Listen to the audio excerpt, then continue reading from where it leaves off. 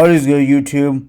Welcome back to another video, and today is going to be part 2 of what should they do series in this channel in the offseason, and we're going to go with the Washington Commanders, who have currently the number 2 pick in the draft. They ended the season last season 4-13.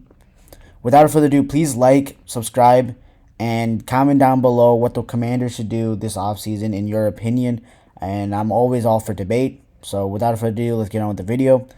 So if we look at their salary cap, they have the most salary cap space in the league with $73,649,626 to be exact. And this trade deadline that happened this year, they got rid of Montez Sweat to the Bears for a second-round pick, and then they got rid of Chase Young to the 49ers for third-round pick. So they acquired some picks in this draft.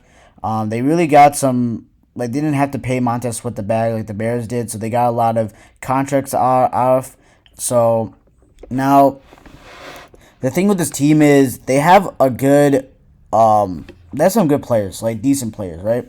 You got Terry McLaurin. I think he's the best player on your team. You have him for $12.5 million guaranteed salary. You got Deron Payne, who's pretty good, and you have Jonathan Allen. I think those are your three good players on your team. I mean, there's obviously probably more. Like Emmanuel Forbes is pretty good. But yeah, this team is basically in the rebuild stages, and they really need to improve offensively and defensively. Like they need to get more edge rushers because they got rid of their best edge rushers, Chase Young and Montez Sweat last trade deadline, which I think was a smart move because you need to reset, rebuild. The Commanders were not going anywhere with them, so it made complete sense at that time.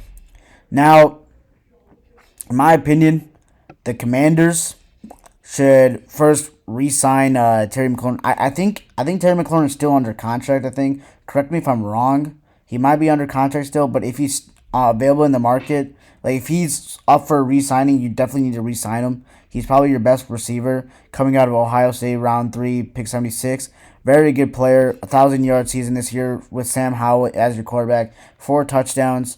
Nothing really like amazing, but he did have an 1,000-yard season again. A very consistent player, so you should definitely keep Terry McLaurin for sure. Now, with all the cap space they have, I think they need to. And the fact that they're going to probably draft a quarterback, I think they need to go and get a top wide receiver. You can either go with Mike Evans, but the guy I think they should go with, the guy who's younger, is T. Higgins. T. Higgins is going to be on the market. It's rumored that he's going to get franchise tagged, but in my opinion, I think that he probably will ask for a trade or something like that. So you either trade for T. Higgins and pay him, or he forces out of Cincinnati, becomes free agent. I don't know, but I think T. Higgins is definitely a source, definitely a talent that the Commanders should get.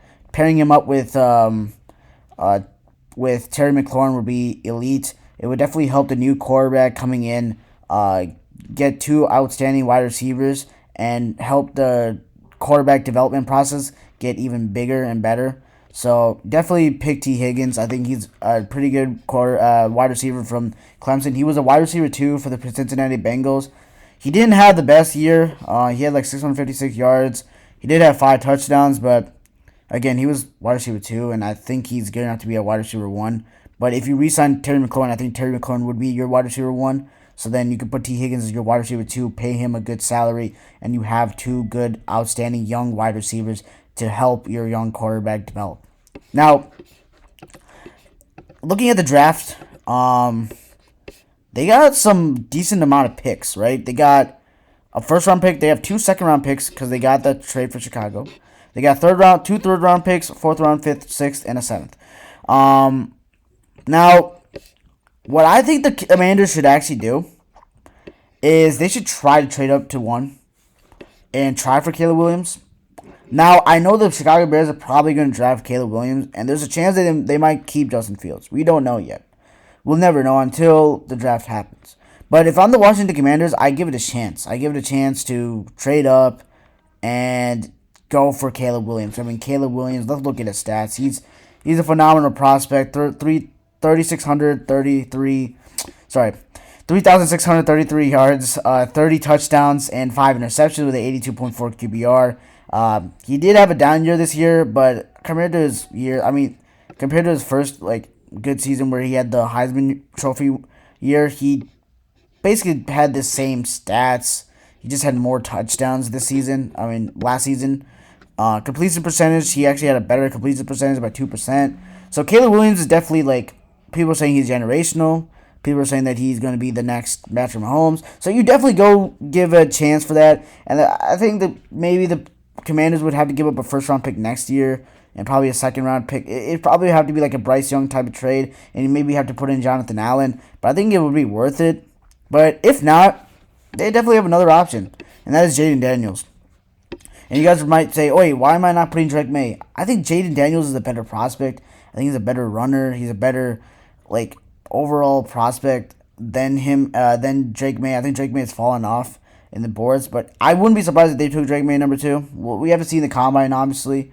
Drake Maye is definitely a good option too, but I think Jaden Daniels, who won the Heisman Trophy this year, played a phenomenal season had 3,800 yards. 40 touchdowns, 4 interceptions with a completion percentage of 72.2. He was definitely, and he had the best QBR in college football. So that was really good. I'm actually I've seen a lot of highlights of Jaden Daniels.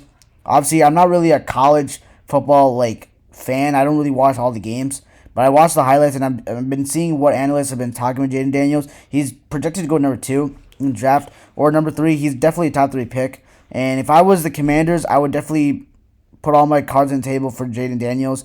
And also, he does have the experience. He is a senior quarterback, so he's had the 4 years of experience. He definitely could be really good. And pairing him up with T. Higgins and Terry McLaurin would be an amazing acquisition for the Commanders.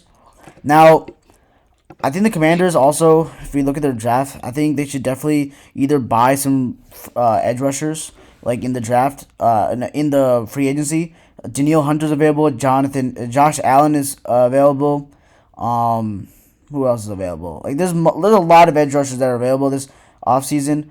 But I think either Danielle Hunter or Josh Allen would be really good to help with the D-line. And then also drafting D-line here. They have Darius Robinson going 36, 40 with Tavion Sanders as tight end. I think they should definitely upgrade in the edge and D-line. That's probably one of the most important things, and the wide receiver. But in my realistic timeline for the Commanders, I think this is going to be a little bit of a down year for them. They're also rebuilding, and you have a rookie quarterback coming in. If they make all these moves, I could see the Commanders being a 6-win team maybe. But I realistically say they're 5-12. I think they're a 5-12 team. But I might be wrong. They might be one of those teams where they come out, if they get Caleb Williams and they make all those moves I've been saying, they upgrade this team a lot. They could be even a playoff team. You never know. There's always a surprise team, but I'm gonna predict that they're definitely gonna be a third round. I said they're gonna be a 5-win team next year, or a 5 to 6-win team next year. That's gonna end with this video. Comment down below what do you guys think the Commanders will do. What do you guys think the Commanders should do this offseason? Where do you guys think the Commanders will end next season? What do you think the record would be? I'm all for debate. Comment down below, guys. Until next time, peace.